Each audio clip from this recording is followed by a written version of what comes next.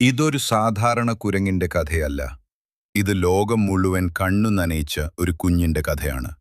ജപ്പാനിലെ ഇച്ചിക്കാവ city സൂലോജിക്കൽ and botanical garden എന്ന മൃഗശാലയിൽ ജനിച്ച ഒരു കുഞ്ഞ്, ജാപ്പനീസ് മക്കാക്ക് പഞ്ച്.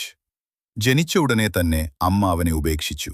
ചുറ്റും ആളുകളുണ്ടായിരുന്നു, പക്ഷേ അമ്മയുടെ തണൽ ഇല്ലായിരുന്നു. അപ്പോൾ അവന് കൊടുത്തു ഒരു ചെറിയ പ്ലഷ് ഓറങ്കുടാൻ ടോയ്. പഞ്ച് അതിനെ ചേർത്തു പിടിച്ചു, അമ്മയെപ്പോലെ.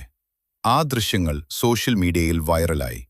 ഒരു കുഞ്ഞു കുരങ്ങ് ഒരു കളിപ്പാവയെ അമ്മയായി കരുതി ചേർത്തു പിടിക്കുന്ന ആ നിമിഷം ലോകം മുഴുവൻ മനുഷ്യരുടെ മനസ്സ് തൊട്ടു.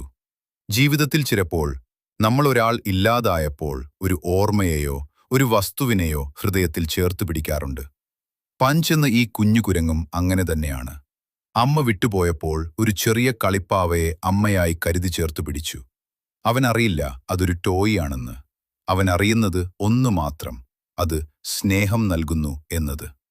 ഇതൊരു കുരങ്ങിന്റെ കഥ മാത്രമല്ല, ഇത് നമ്മളൊക്കെയുടെയും കഥയാണ്. ഒരാളില്ലാതായാൽ അവരുടെ ഓർമ്മയെ ചേർത്ത് പിടിച്ചു ജീവിക്കാൻ പഠിക്കുന്ന മനുഷ്യരുടെ കഥ.